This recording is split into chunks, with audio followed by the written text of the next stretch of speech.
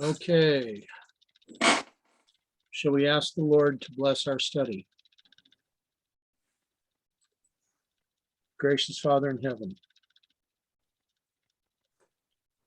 we need you. As we begin to open your word, as we begin to open studies that have been done and words that are given for our edification, we begin to see how much we need you. We thank you for the guidance that you've given us in the past, but we need you today to help us and open our understanding for that which we are to look into today. Direct us, Father. Please guide us. May your angels attend us. So that which is studied, that's which is discussed, may be for all of our edification and for our growth. Help us in this manner. Help us in this study. Direct us in the path that you would have us to follow, so that your character becomes that which others may see. For this we thank you, for this we praise you now and always, in Jesus' name. Amen. Okay, again, this study is going to be very much like last week's. This is going to be a discussion. There are going to be many points that we're going to be looking at. And I'm going to go over a few high points, but I'm also going to be asking some questions regarding some specific items that I've been looking at and that I think we all need to be able to answer. Now, last week, we began this looking at 158, 161, and their importance for today. And I'm referring to 158 BC, 161 BC, and how these are interrelated with Rome so that we can come to an understanding of these points of history and their interrelationship with Islam. Now, I'm going to open something else up as we're sharing. I have a question to ask on this at the very outset of this presentation. I need input. I would like your considered opinions. So, as I look at this, I'm opening up a spreadsheet. Now, can you see the spreadsheet, or do I need to make this screen a little different? Looks okay for me on my small screen, but I don't know if somebody could see it on a phone, but I don't know what they could see on a phone, so. I can see it okay. Okay. All right. Okay, now, as we were addressing roughly about 48 weeks ago, and I know that for some that's a difficult situation, but this was a point that was being made prior to the last election. Elder Jeff had been bringing out several points where we had been comparing the kings in Bible history, starting with Darius, Cambyses, Pseudo-Smyrtus, Darius the Great, and Ahasuerus, which we also call Xerxes of the book of Esther. And the ultimate point that was being made then is that Ahasuerus, or Xerxes, was richer than they all. Therefore, an interrelationship was made with Trump. Do we remember that? Mm-hmm. Now, I put down another line here, and there are some points with this that many may not have considered, such as the first and the second triumvirate and their relationship with Julius Caesar Octavian, who became Augustus, and Tiberius. And I found it interesting that Elder Jeff had also commented that Augustus was the raiser of taxes. And he was comparing that with Obama, which if we considered this, then Tiberius would have had to be compared with Trump. Am I recalling this correctly? That's correct. Okay. But for what I've got on the screen in front of you right now, what is wrong with this representation?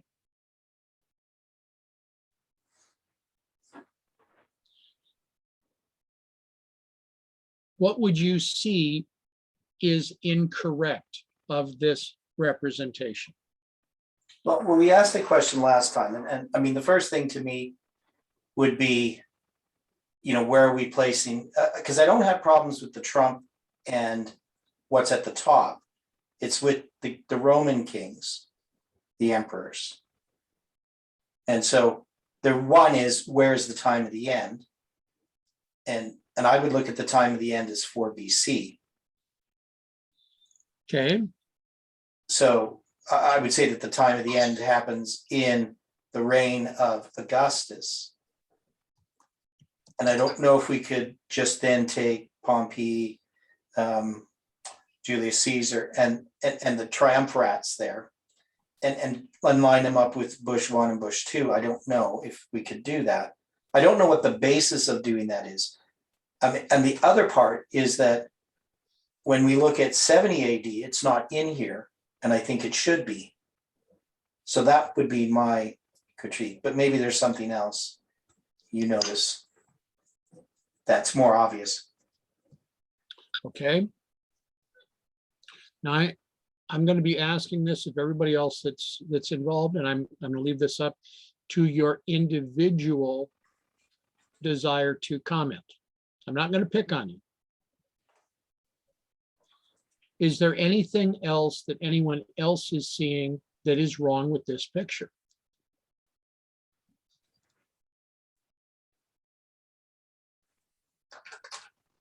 I had made the comment to you, Dwight, on the email Right? that the 4 kings or emperors or leaders of Rome Yes. that are identified in Daniel 11 was beginning from Pompey, and then it went to Caesar, then it identified Augustus, and then Tiberius. So there was them 4 leaders of Rome were brought to view in Daniel 11, and because they were then sort of connected with the Medo-Persian leaders then, with the last 4 of them. So that was how that was originally, I think, lined up. Okay. I agree. But you just made a very valid point. What's missing here?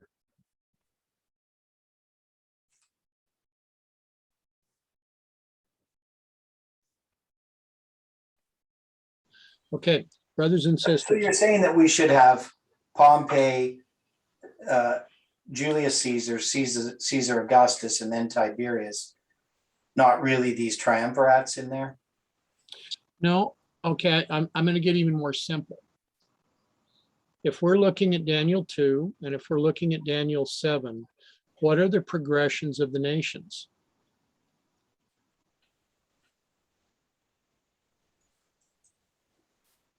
Well, Babylon, Medo Persia, Greece, and Rome. Okay, Rome also has its divisions. right, agreed. Now, in our study, what we've been looking at ever since July 18th, Mhm.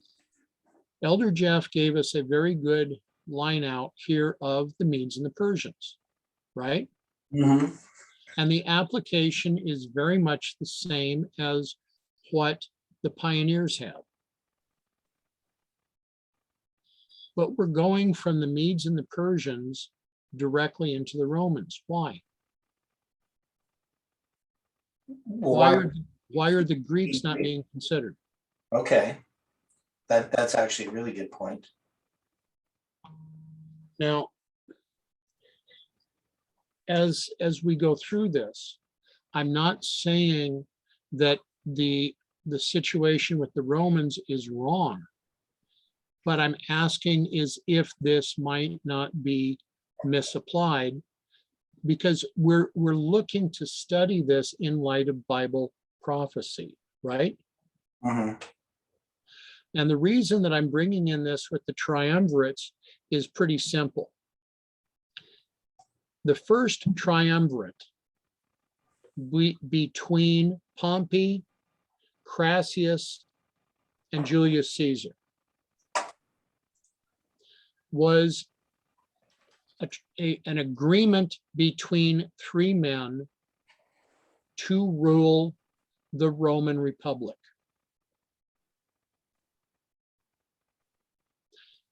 Now, what's interesting is all three were generals. However, we come to this man, Crassus. And at the very, very nicest way, if we were going to apply his name in English today, the man was crass. Oh, yeah. But he was noted for one thing. Outside of being a general, does anybody have an idea as to what that one thing was? He was very rich. He was the richest man in Rome. No. Mhm. Through How- property. Please, Stephen, go ahead. Yes, through property. Okay. Property. Right. He gained his property. He gained his riches through property speculation. So in that regard, here is another example of a man that becomes very wealthy in property. Now, Crassus went to fight a war. He lost the war and lost his life. Pompey goes down into the area that we would currently call Egypt and Israel. And he loses a war against Caesar, and Caesar, under the Republic, returns and is made dictator. Mhm. Now, the difference between the first triumvirate and the second is where the first was an agreement between three men, three generals. The second triumvirate was a legal agreement according to the Constitution of the Roman Republic.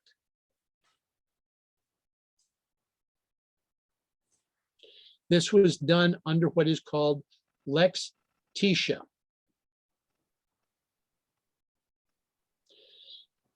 It was also between the three men that decided that they were going to go after the assassins of Caesar. So you have Octavian controlling one portion, Anthony controlling another, and Marcus Lepidus controlling the third. The first triumvirate, you wind up with Caesar becoming dictator of the Roman Republic. The second triumvirate winds up with Octavian becoming Augustus legally and changing this from a republic into an empire.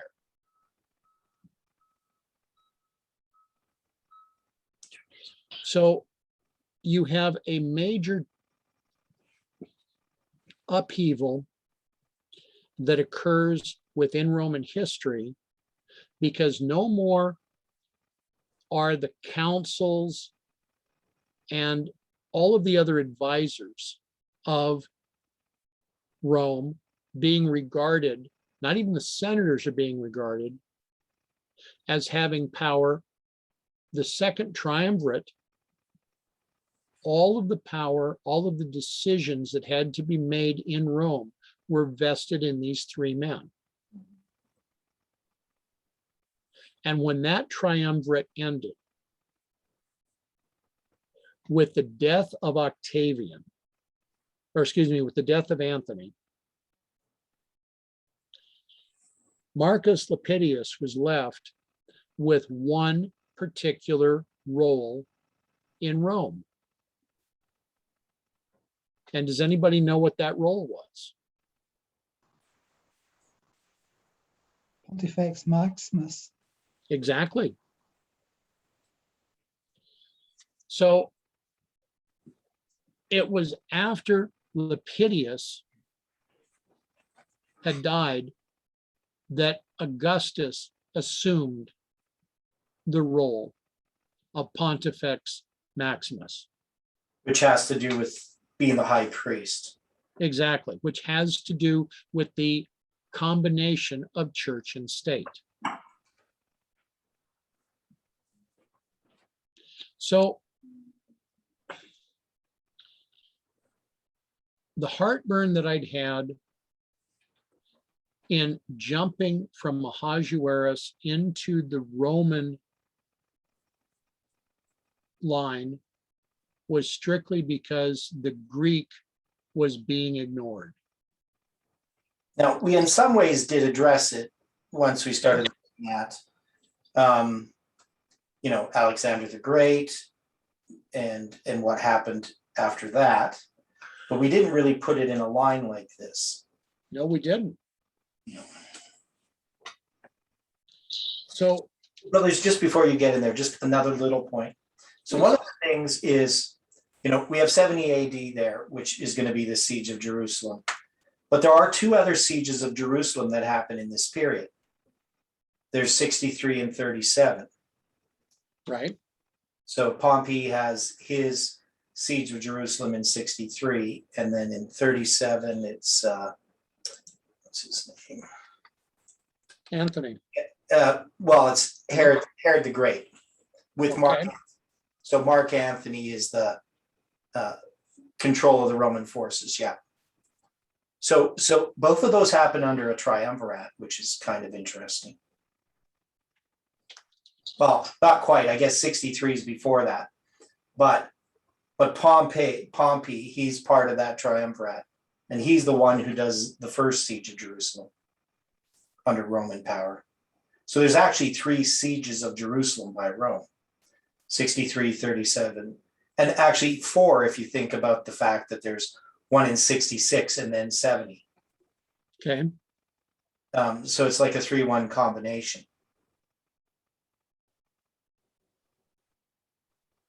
So all of this has to do with 158 and 161, because the Jews had sought to have an alliance with one of the countries about them. Mhm. And this was something that was biblically prohibited. Mhm. There's a bit of a numeric connection as well with 161 and 158 with 70 AD. And we know that 70 AD is brought up in Daniel 9, verse 26 and 27. Mhm. It's connected with the end of the 70 weeks. You have the end of the 70 weeks, but then you have the prince that comes and destroys the city. So it's specifying 70 AD.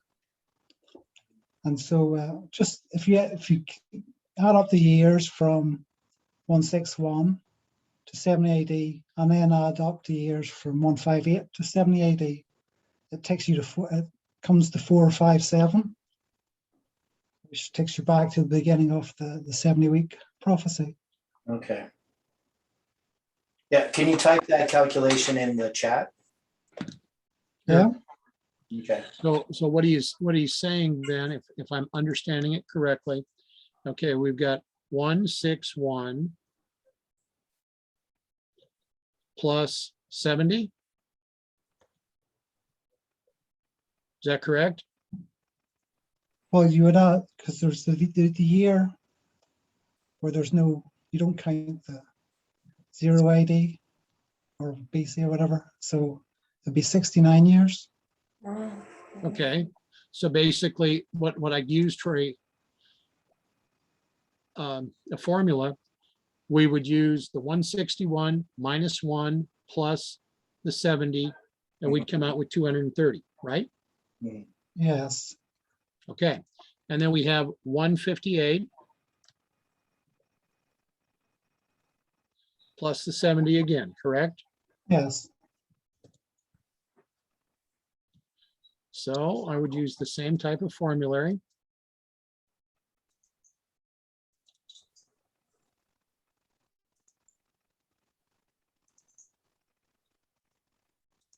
Which brings us to 227. together. And then we would add that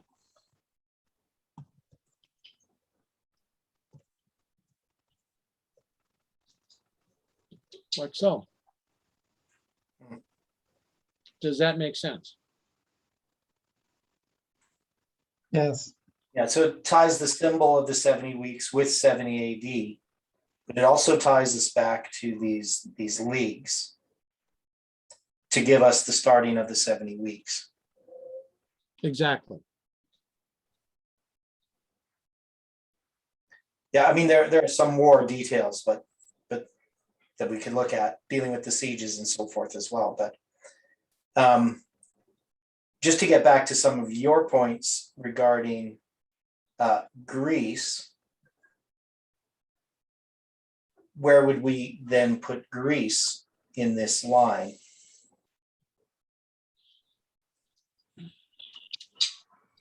My question is, as we look at this, we're seeing that the Greeks, because of their education and the education system that they've had, were the next in the line. So I'm asking if the Greeks right now are typifying what we're seeing in America under Biden and under the current Congress.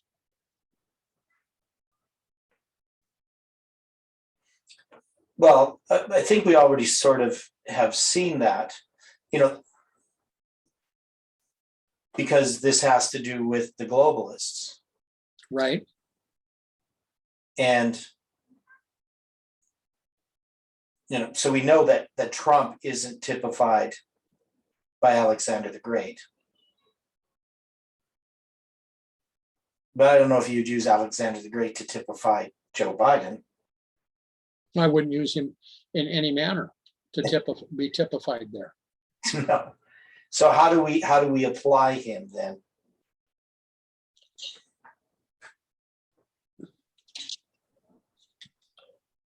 Do we apply this as the animal and set aside the individuals? In other words, we take the symbol alone. Okay. So then what does Julius Caesar symbolize? Well, Caesar's not Greek. Oh, not Julius Caesar. I'm saying Alexander the Great.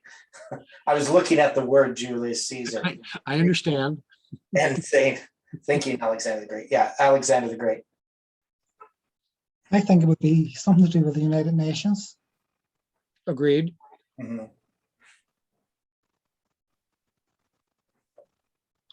The point that I guess that I'm trying to get at is that by the time we get into this with Rome, we're going to be seeing a very major change. No longer is a republic going to be there in any manner. We're going to wind up with party or parties that are going to be more dictatorial.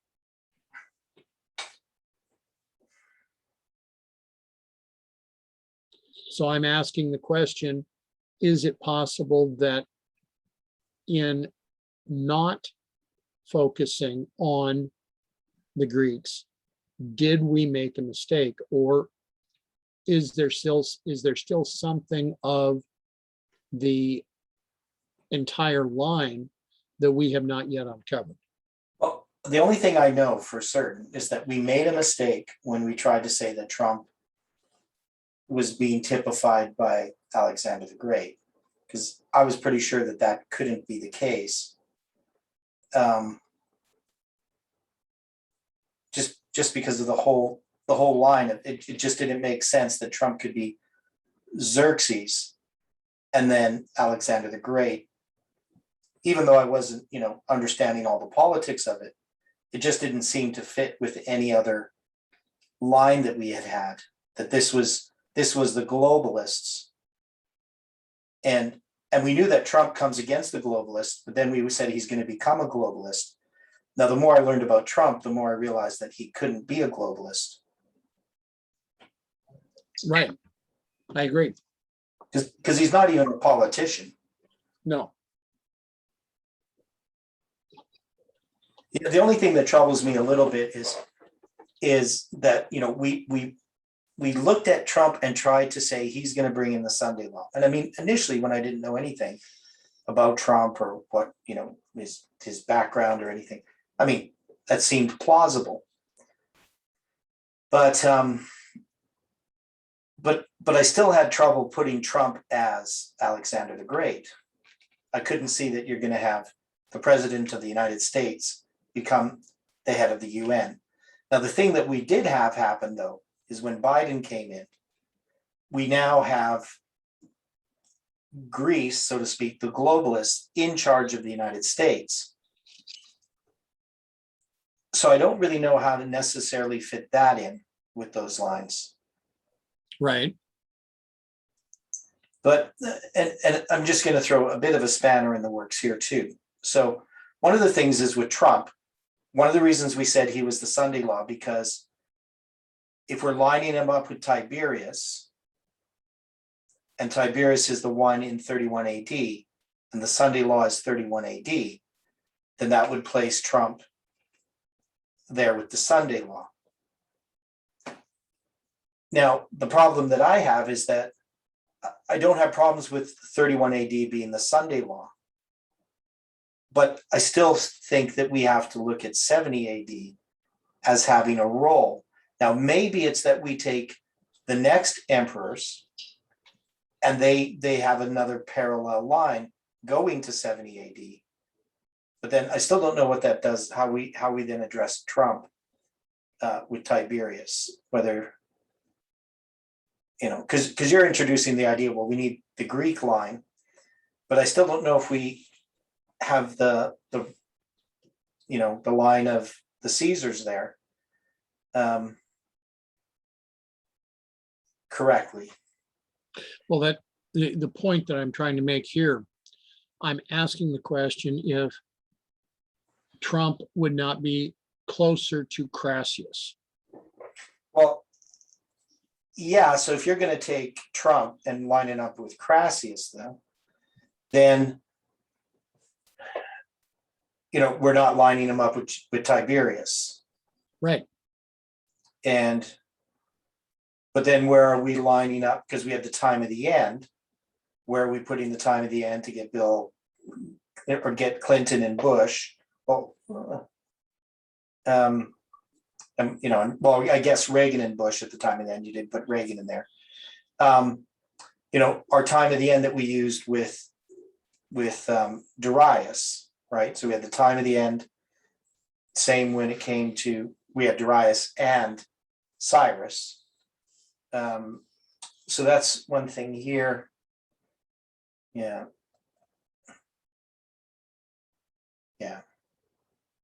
You should have Cyrus and Darius up there and Bush and Reagan down at the bottom, but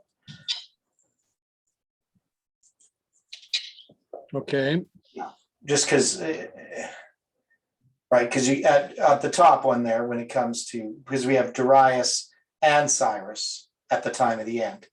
So that's my question, is where do we place the time of the end? okay. So if I was to do this,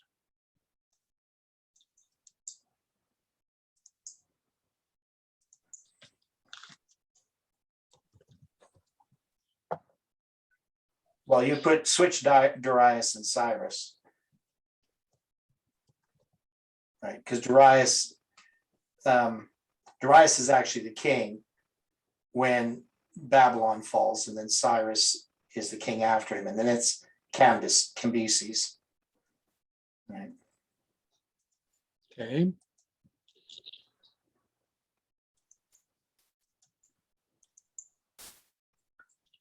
Okay, so if I'm doing this.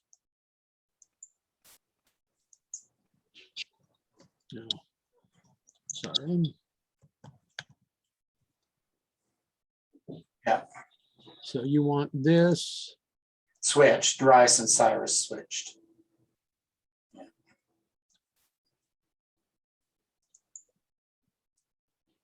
Because okay, that's how we did it. okay, But the point is, we have a time of the end there. And, the question is, where is our time of the end? oh, With the Roman line, and then where would the time of the end be with the Greek line?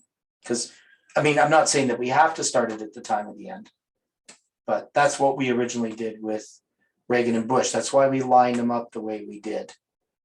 Well, because we're lining them up with the one above, not with the Roman emperors initially. But with the Roman emperors, we didn't use the time of the end. right. So I guess my question is this. As I start looking at this part of it, we have the rule of law here under the Medes and the Persians, correct? Yep. Education under the Greeks. And then we come into this where, yes, we understand that there had been a Roman monarchy. The monarchy was followed by the Roman Republic. Mm-hmm. The Roman Republic was then followed by the Roman Empire. Yeah. So what I am asking in this regard, is it possible that we are in a period where the rule of law, the use of the Constitution and laws rather than mandates is where we're at currently, and we're coming to the very end of the Republic as we know it? Right. And that when the empire begins is when either the 7th or the 8th becomes the part of history that we're going to face. Okay, so you're saying that Trump would line up with the end of the Roman Republic, Right, and then Julius Caesar, he would mark the beginning of the empire, which would then parallel our history that we came into. So Julius Caesar's history lines up with Alexander's the Great's. right. Okay. But Trump would line up with the first triumvirate? Yeah, I'm asking if Trump would not line up more with Crassus in the first triumvirate. Okay. Now, do we need Caesar and Pompey to be something else that he's aligned with? Well, Caesar's going to be the successor. Yeah. Biden is not a successor to Trump. No.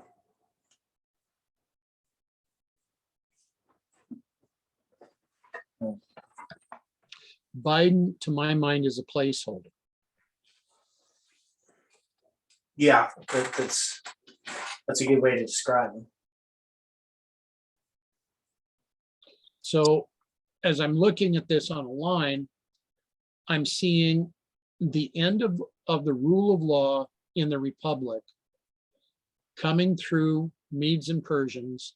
We're coming into a time where law is set aside and we wind up with a whole bunch of mandates and other things that are not according to law. Mhm. We're coming down to a point where we have a group that is going to rule based upon their individual agreement. And then that's going to be set aside so that one dictator could basically say, this is what's going to happen. Yeah, and we are in a lawless time. Yes, And Trump was trying to hold on to what had happened in the past. He wanted the rule of law. That's why he wasn't a dictator. He wanted to hold on to the Constitution, onto the Republic. But that seems to have slipped out of his grasp and out of the grasp of the American public. And people seem to want a dictator. well, that's why I found the second triumvirate to be so very interesting, Mhm. because it was allowed under Roman law, but they vested these three men to hold complete power over the Roman Republic.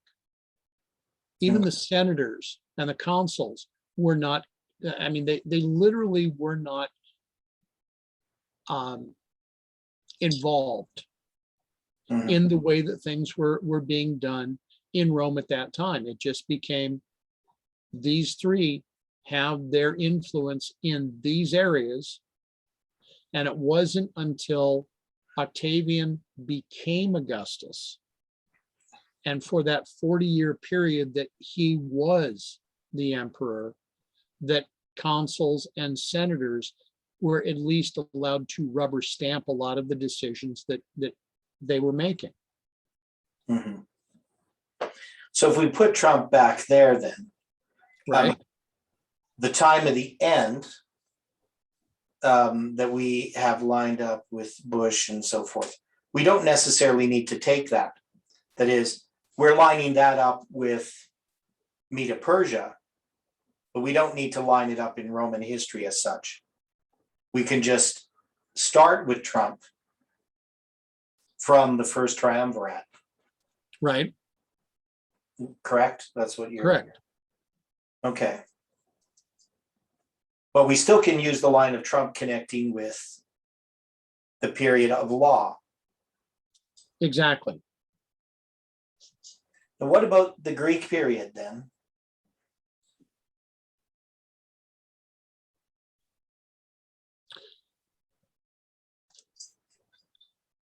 What if the situation that we've been putting here under the Roman end from Bush 1, Clinton, Bush 2, and Obama Line up with Greek history? could line up with Greek?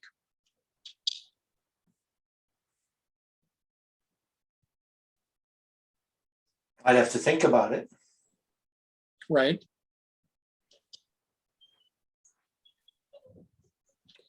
Because all of this is just a discussion today. Yeah, I know. So, But I'm not able to abandon the line with Darius, Cyrus, Cambyses, Pseudo-Smyrnus, Darius the Great, and Ahasuerus. I'm not willing to abandon all of that either. No, because that definitely is solid. But there is something wrong with our application of the Roman emperors, the way that we applied them. But I'm not really sure what the solution is, whether Okay. you're the solution or not. Because I still have got focused upon leading up to Vespasian. And because 70 AD to me seems so pivotal.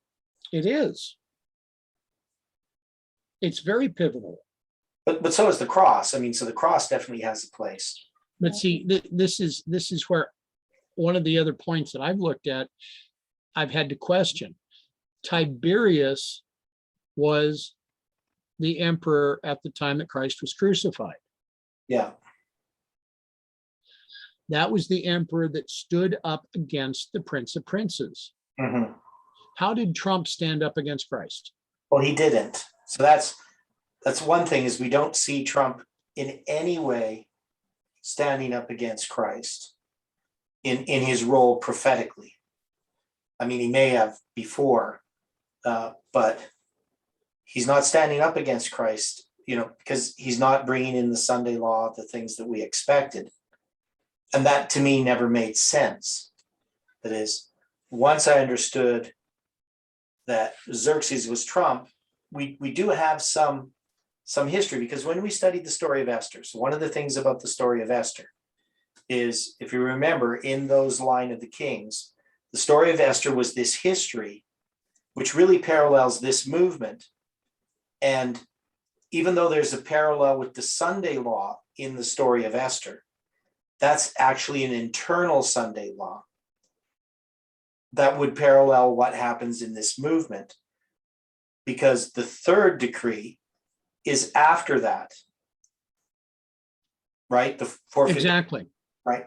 So one of the things was we said if we're going to look at the first, second, and third angel's message, that this is something that happens in the second angel's message that is typifying this movement. That was the whole thing of the story of Esther. And so it didn't make sense to me that under Xerxes or under Trump in this case, because we're lining them up, that we have the Sunday law, but we do have a type of the Sunday law. Now, can Trump show elements of these kings and still be able to validate the lines that we've been addressing? Well, if we put Trump at the beginning, then that means what we line up with, Julius Caesar and the Second Triumvirate and Octavian and Tiberius and all those things, they're still future. Okay. And the question is, are we talking about that many more presidents coming up? Or is there something else that we have to parallel it to? Well, the way that I've always understood, and here again, I'm open to being corrected, Yeah. is that the sixth empire of Bible prophecy gives way to the seventh. Okay. The seventh gives way to the eighth, which is of the seventh. Okay. So I understand. I see what you're saying. So what you're saying is, if we're going to line up Trump with Crassus, Right? then what's following is the dragon, the beast, and the false prophet. Yeah. Not American presidents. Right. That the American presidents really don't count anymore. Right. You don't need to line up Biden with Julius Caesar. You line up Julius Caesar with the United States. That's making an image to the beast. Thank you.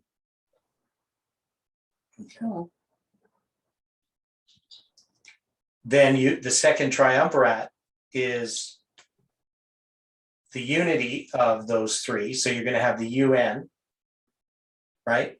Correct. Okay. But that's something that's coming still in connection with the United States. So I don't know exactly how I would work this all out. I'm just thinking on my feet here, but. So my question then becomes, under Augustus. That's Pontifex Maximus, that's the Pope. Exactly. Yeah, because that's the title that the Pope took.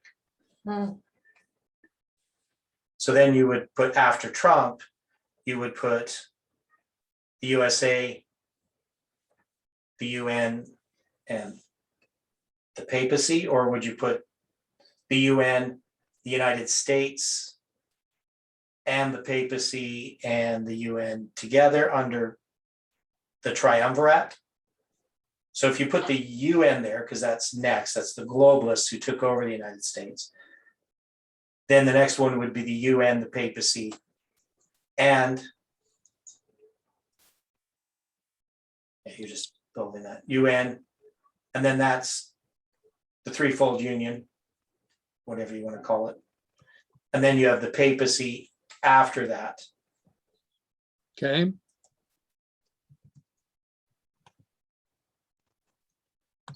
Lepidus then would represent the beast if he is the Pontifex Maximus. Yep. And then Anthony, he was connected with Egypt.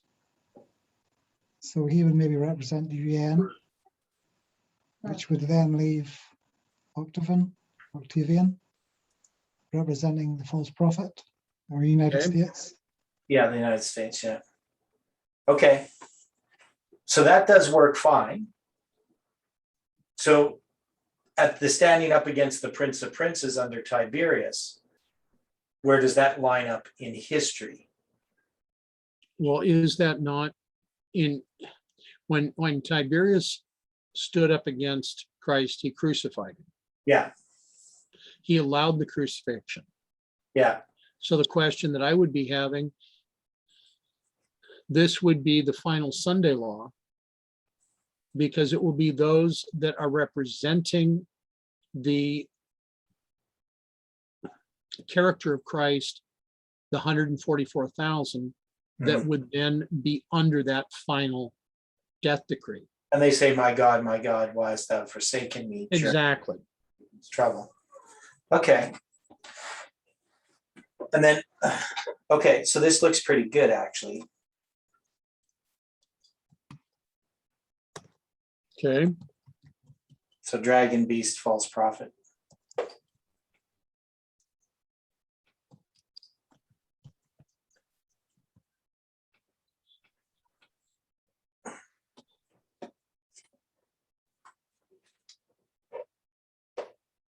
Yes, it's a different way of looking at this, but the more that I had looked at this, lining Trump with Tiberius, the more I was having heartburn over it. Yes, it's bringing in some items that are not directly covered in scripture, but they're still part of history. Mm-hmm. We know that the United States is going to give way and is going to join hands with spiritualism. And once that it joins hands with spiritualism, it's going to join hands with the papacy. Right? Mm-hmm. This is why this threefold union, this triumvirate, I think holds another key for us that we've never addressed.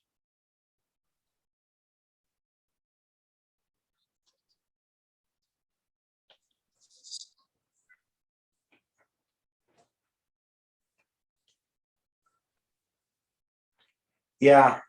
Now, then what I would say about all this other history after that is it's just another repeat of history. Okay. Deal with the next emperors.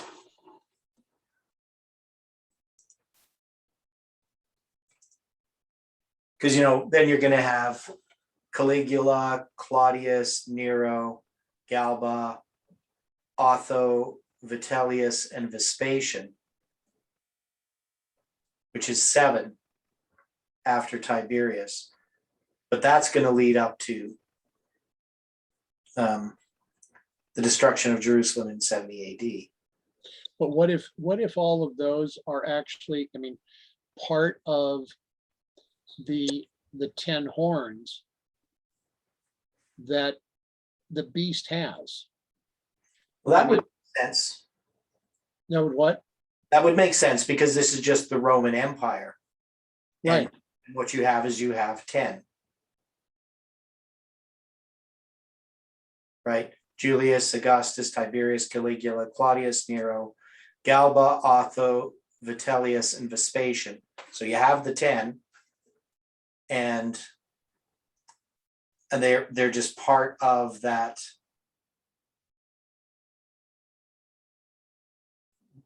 Whatever you want to call it, I guess the 10 horns, but they're the world. They represent.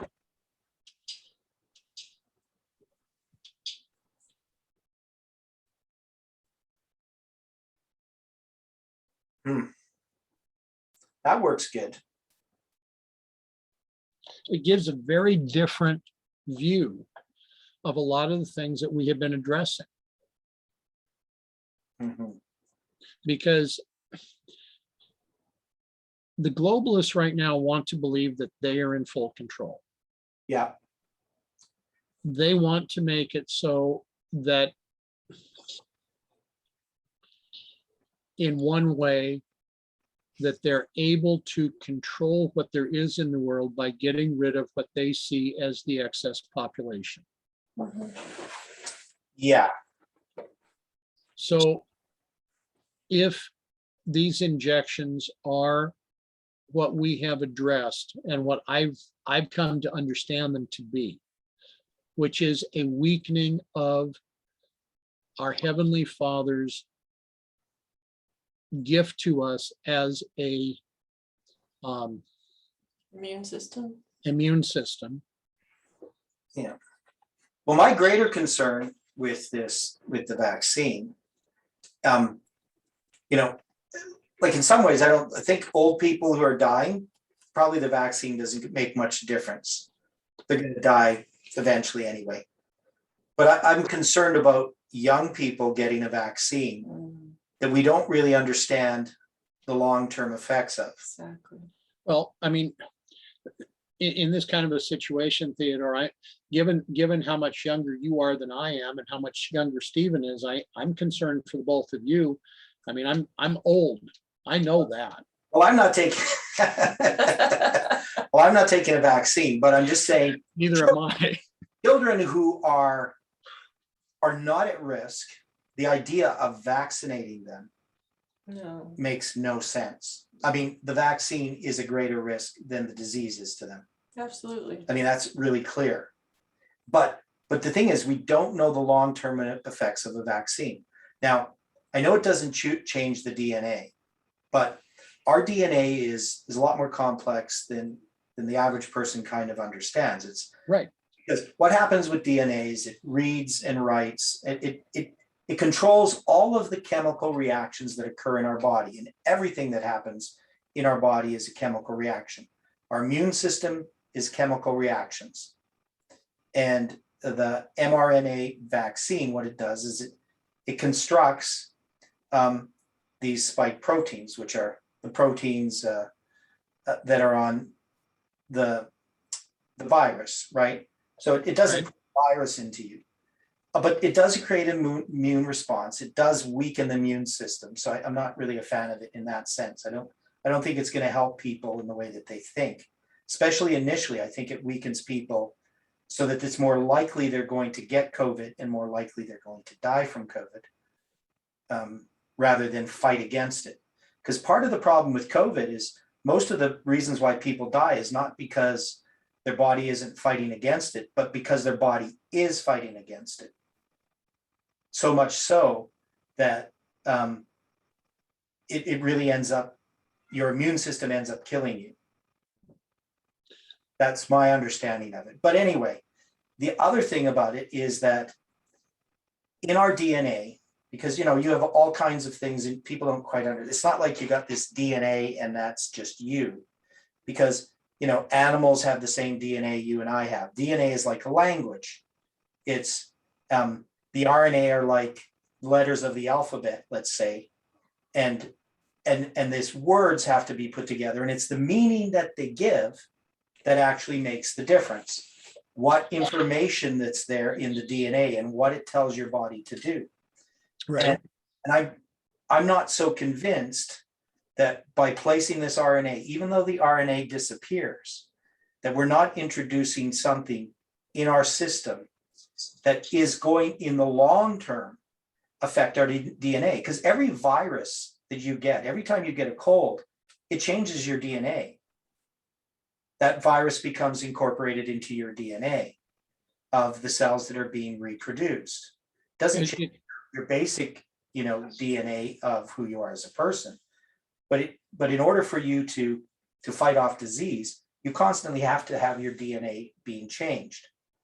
And so this RNA vaccine, mRNA, we just don't know the long-term effects. And one of my theories, whether it's right or not, because it's very speculative, is that it's going to affect the next generation of children, that are going to be born to these young people who are getting vaccinated.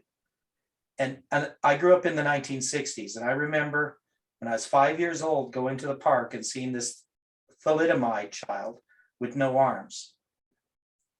Right. And that's the sort of fear I have. And maybe not even just that their children are going to be deformed, but maybe they won't be able to have children. In other words, like this situation, as you're referring to this, Mhm.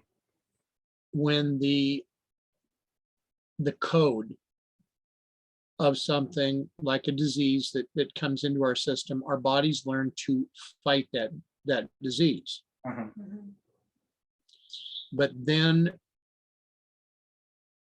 the code itself becomes something so the body knows how to fight that disease when it encounters it in the future. Mhm.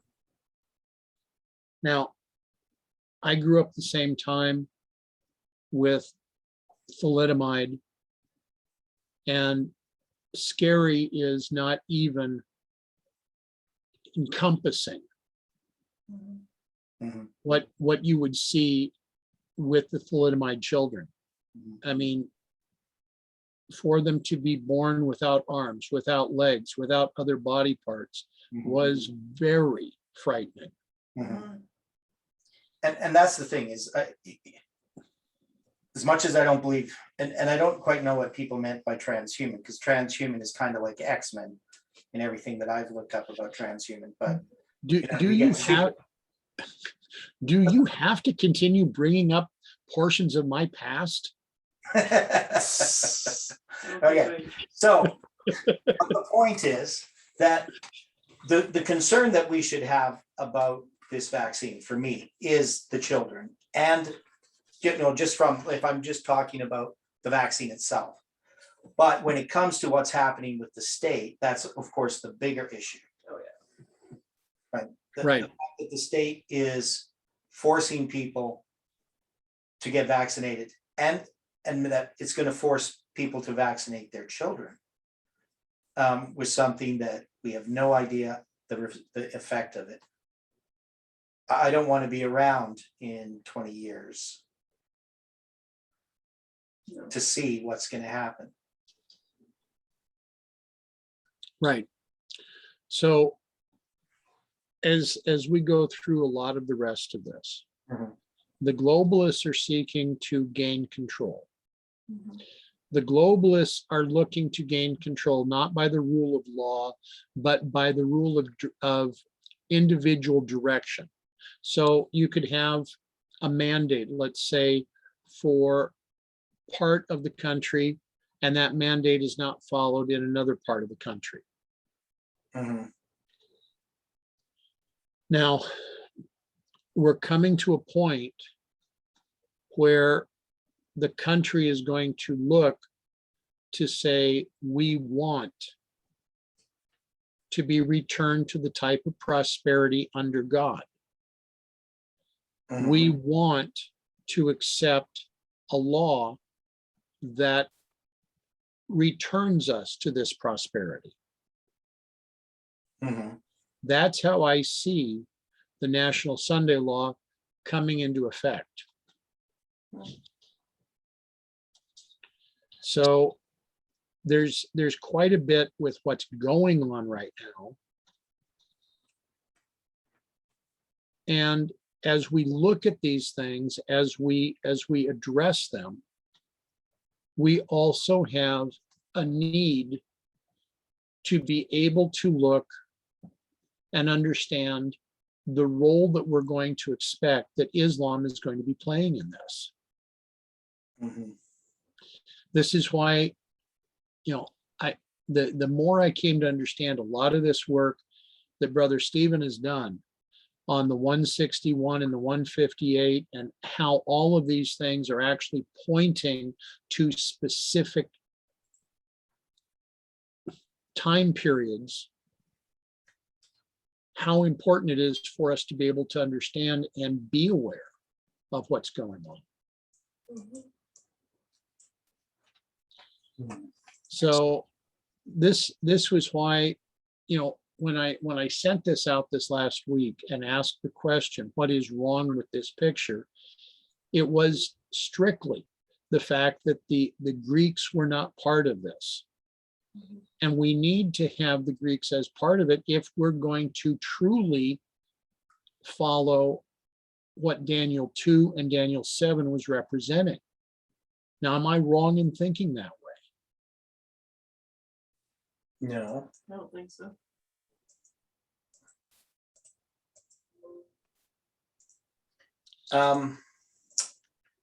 So.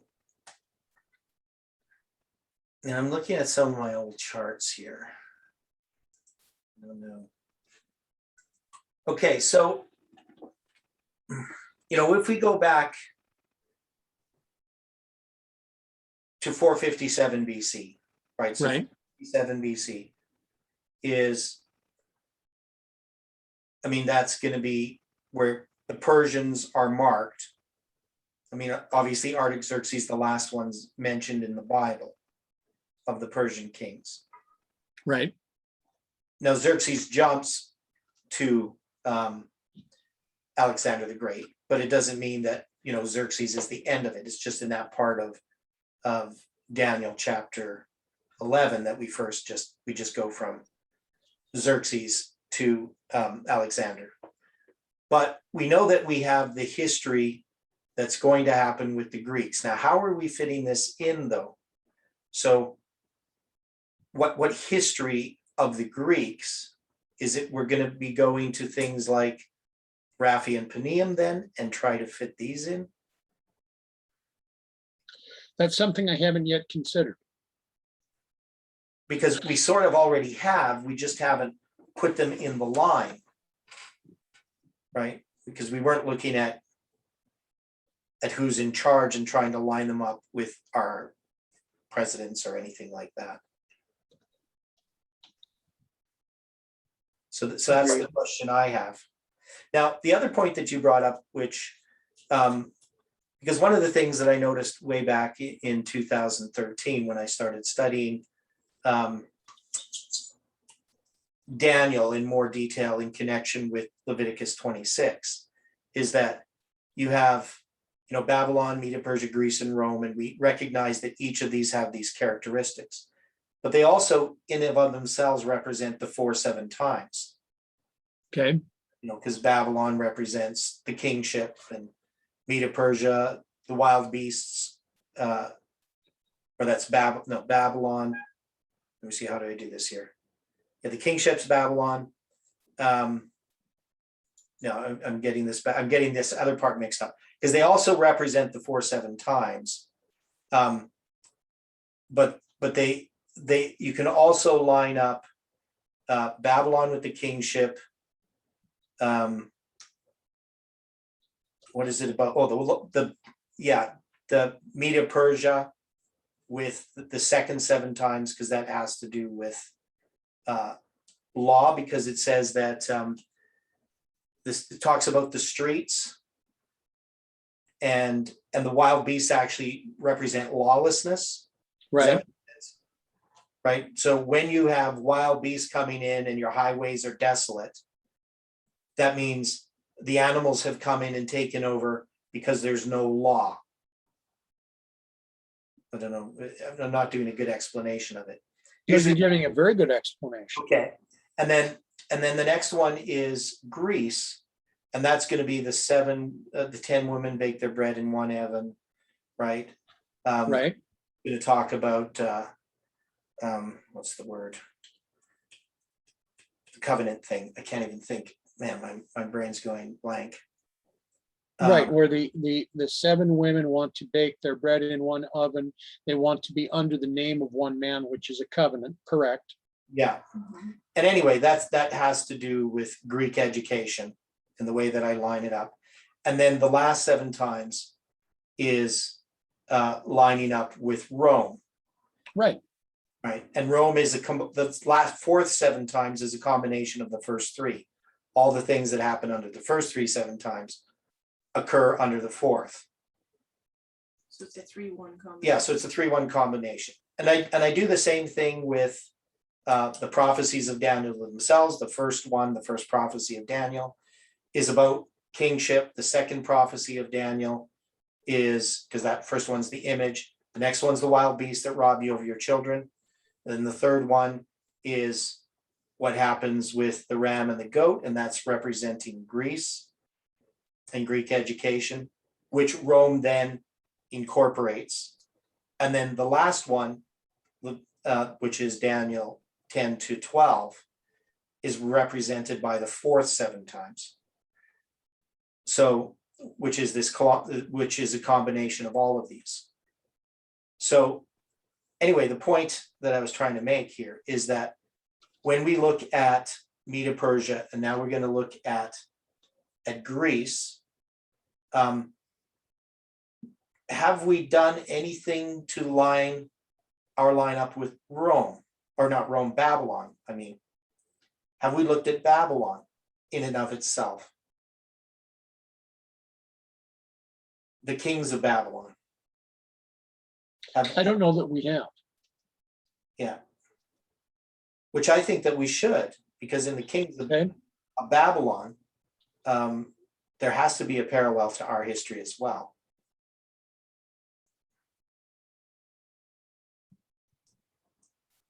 Now, it could be, and the other thing is, we also line up the beginning of our history with the end of our history. Mhm. So all of these histories, we haven't really completed this. no, we haven't. I'm trying to say that we haven't created a structure that is consistent with Daniel and Revelation. And we've just sort of we've done a little bit, and some of it maybe wasn't even quite correct because we were just a little bit short-sighted.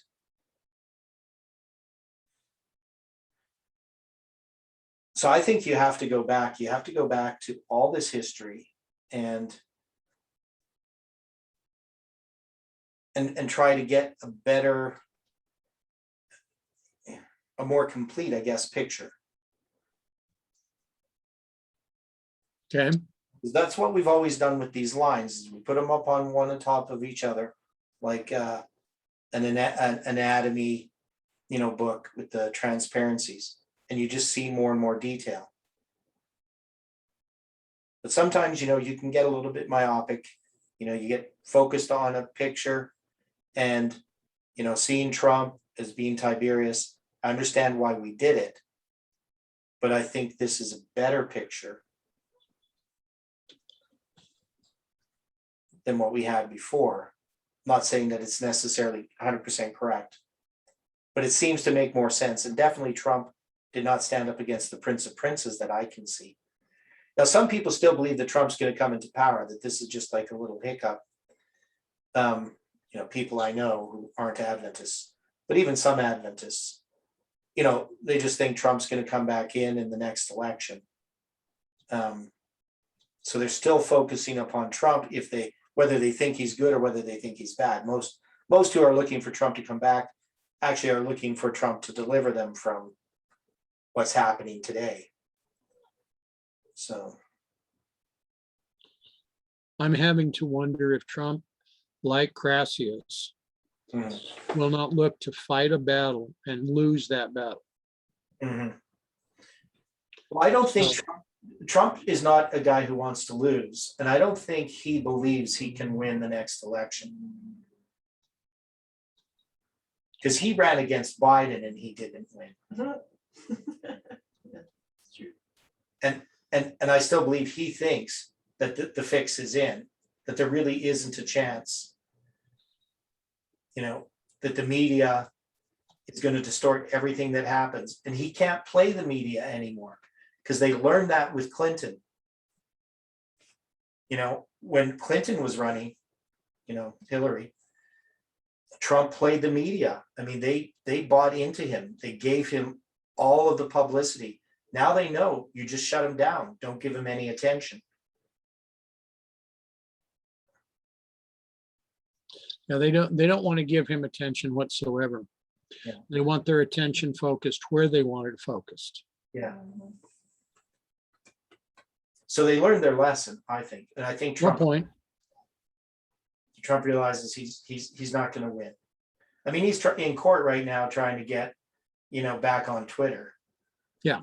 And because, you know, otherwise, if he's not on Twitter, he has no voice. He has no way to manipulate what's happening. He needs to be able to say outrageous things that everybody notices that they have to respond to. You take him off of Twitter, you basically have well, neutered him, so to speak. Right. You know, he's not gonna have any power. So.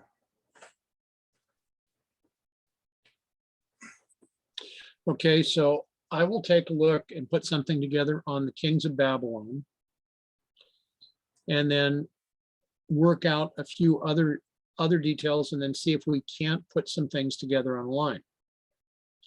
Now, the only heartache I've got is Well, you're busy. I'll be gone next Sunday. Yeah.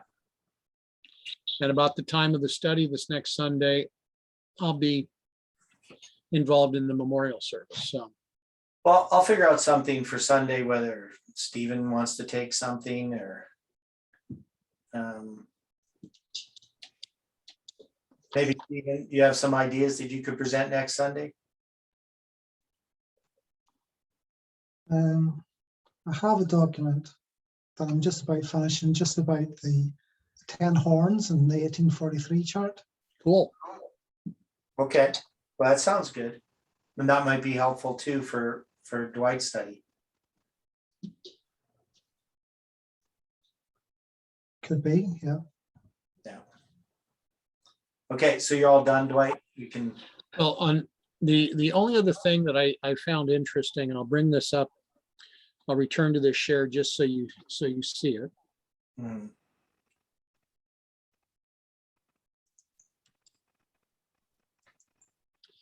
I found this online. I found it intriguing. Now, this came from the website little-book.org, end of the sixth trumpet. Letter that was written. Dear Jeff, I can't figure out from what you wrote in the March issue why you prefer to put the end of the sixth trumpet and the beginning of the seventh in 1844 instead of 1840 like the pioneers did. Where did I miss it?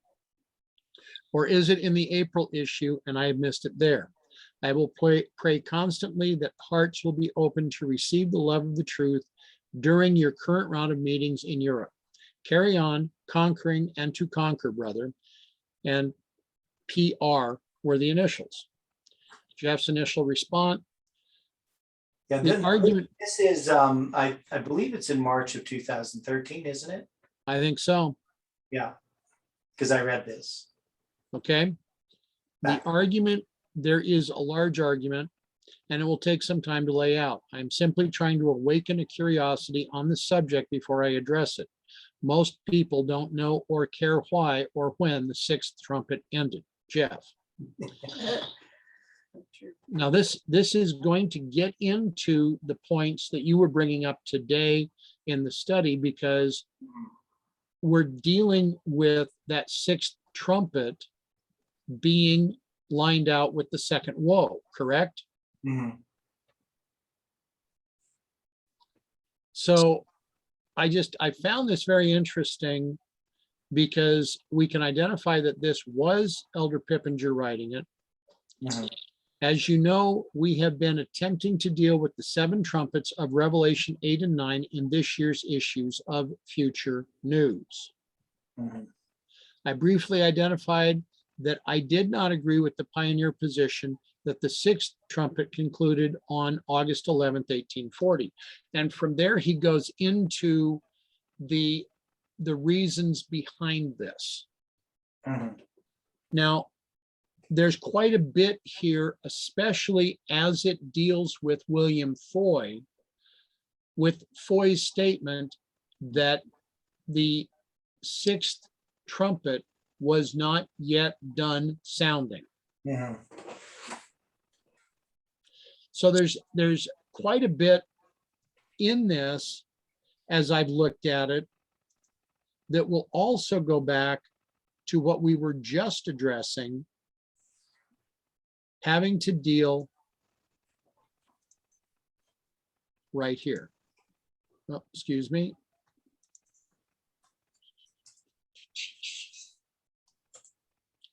Okay.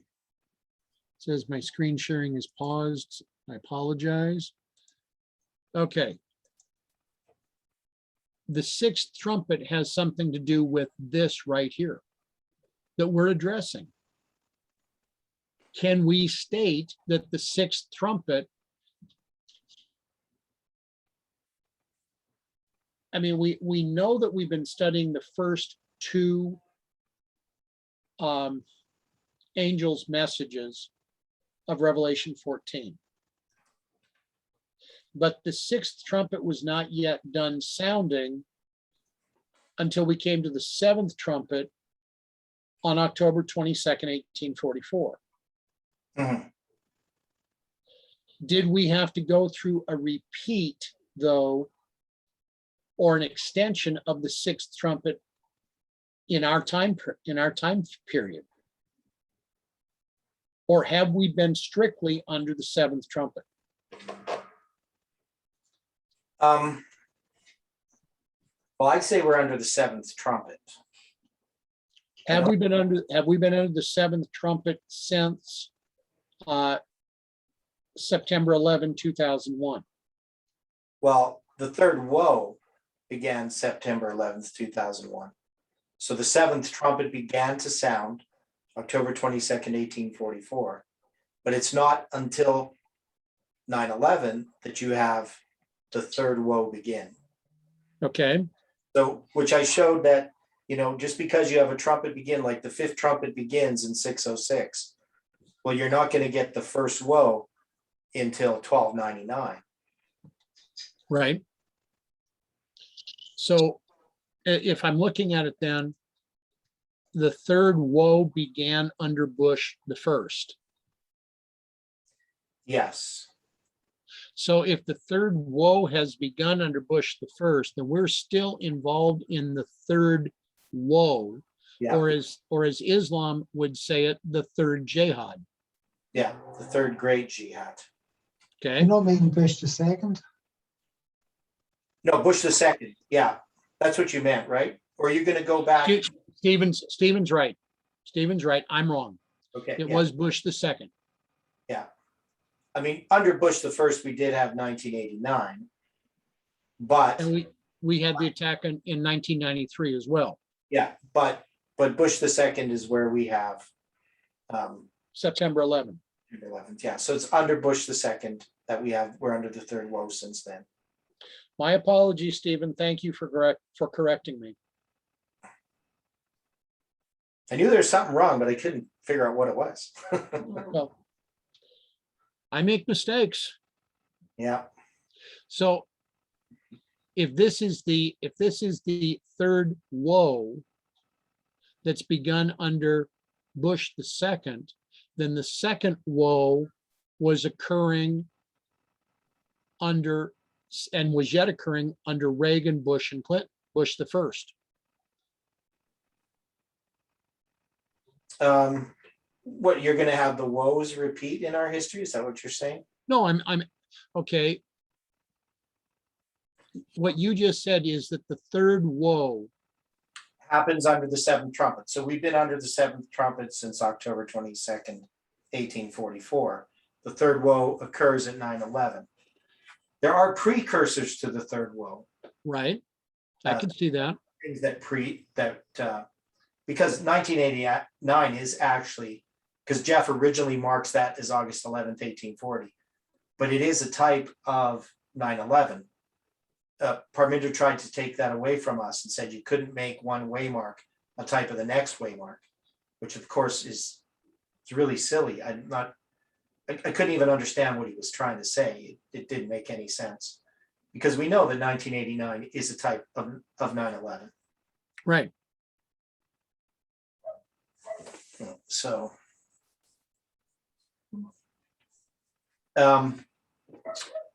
Yeah, just one other little point, just to maybe finish this off here.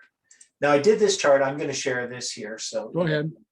I'll stop the share. You don't need to stop sharing. I can override you because I'm I know. power. Okay. Now here we have, this is a chart that I made back, would have been in probably 2014. It might have even been still 2013. It looks rather confusing. I got 457 BC. So I have the 70 weeks in there. Now, it's interesting that the Roman siege that occurred in 37 AD, that's 70 years before the stoning of Stephen. That's the second Roman siege. The first Roman siege is in 63. That's going to be 26 years before 37 AD. Okay, but you're going the wrong direction on this. I'm going the wrong direction. Well, okay, your first Roman siege, you're saying 63 Yeah. Annos Domini, and it shouldn't be Annos Domini, it should be Oh, BC. BC. Yeah, okay. So I don't know why. See, bad chart. I guess I make mistakes too. Mhm. You make mistakes? He does, he does. Yeah, just ask Heidi. Okay. Yeah, so you got these periods of time. Now, I'm also have in here, because this is a chart that's taken from another chart. They're kind of part of a whole series of charts, but 129 that's the time when Judea is independent. That's going to be 31 years after 60. Now I have from 67 to 60. That has to do with, I put here the Roman League, and you can see in there, it looks like it's 60. But I'm just kind of putting it in that history in general. So there's lots of different things. So obviously the Roman League didn't happen in BC 160. But this is just how I was marking up these periods of time, 31-7, me looking at that significant, dealing with that whole 7 years from 60 to 67. So that could be 61 to 67 inclusive. Right. But anyway, in all of this history, what I was looking at is that there's this connection between what happens at the beginning with the restoring and building of Jerusalem and the final destruction of Jerusalem. Okay. That is, which we should obviously figure out. We should know that that's what's happening with the 70 weeks. Though we often just focus on the 70 weeks ending in 34 AD. But there is the 36 years from 34 AD to 70 AD that is part of the structure that deals the leading up to 1798. So anyway, the point here is that we have these sieges and we generally don't address them. But are these sieges connected to the Roman League? Why would they not be? Yeah, they would have to be. So wherever you place the Roman League, whether it's 161 or 158, we would have to see that the siege that happened under Pompey, and then the siege that happened under Mark Antony, is that his name? Right. And So in then- other words, the sieges were occurring under the first triumvirate and the second triumvirate. Right. And then they're finally, the third siege is going to be Well, seven. the first siege was before the triumvirate. The Yeah, first one. but it's Pompey, he's connected with it. That's all we're saying. Yeah, it is 3 years before the Right. triumvirate itself. But Pompey is part of that triumvirate, and he's the one And it's really his siege of Jerusalem and other things that lead him into that position of power, Right. right? So it is connected with it. And then in the second triumvirate, you're going to have the siege that happens in 37 BC. Now, and one of the things about these sieges is we just kind of ignore them. I mean, overall, like prophetically what they mean, because they're not mentioned in the Bible, and they're not necessarily mentioned prophetically. Aren't they mentioned in Maccabees though? Yes, that's what I'm saying. So they're mentioned prophetically, and they also are mentioned in the book of Maccabees. These are important part of this history. But we tend not to know that history between the book of Malachi and the book of Matthew, right? Because that was taken away from us somehow. Not sure who was behind that. But getting rid of Maccabees really destroyed Christians' understanding of that period of time, which means we couldn't understand Daniel chapter 11. Right. I mean, we But could. does not the Maccabees, does that not just stress generally the Greek period? Yeah, that's what I'm saying. So you have the Greek period at the end, but you have the Roman League to tie that into what happens under those sieges, because the Roman sieges are tied to the Roman League. So you have the Greek period, and so we need to sort through that Okay. and understand what that means. Plus, then we need to understand these sieges and what happens with the Romans. And do we even address it? Does it go on a line somewhere? We're going to have to look at it in that way. Mhm.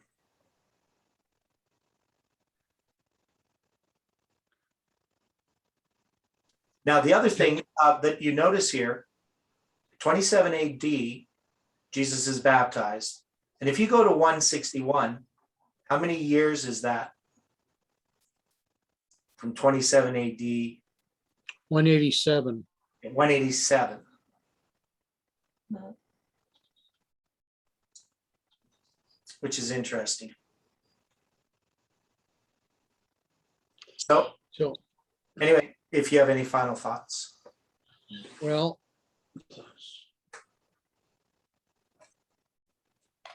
okay, so you've got 187 from 27 AD to 161 BC, right? Mhm. You have 184 from 158 to 27 AD. Yeah, Are those, I mean, from 418 to 718, is that not prophetically significant? okay, but 187 plus 184. I'm just seeing what that's 371. So what's significant? Well, I'm just asking, is there any significance that you've got 184 to 187? With 158, you're talking about. Right, with Okay. 158, 161, right. Well, I don't know. I mean, 183 and a half is, or 183 plus 184 is 365 or something like that. Wait, that's 360, 367. So I think it's 180. 183 is half a year, so 182 and a half. I don't know. I'm not sure what the significance is. Okay, it was just a question. Mhm. Okay, Yeah.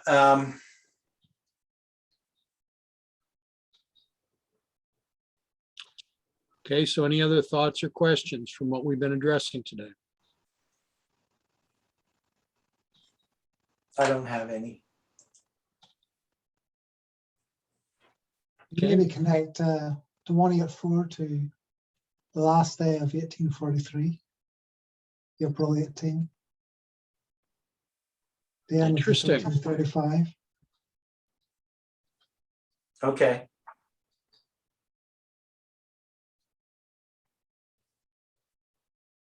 Interesting.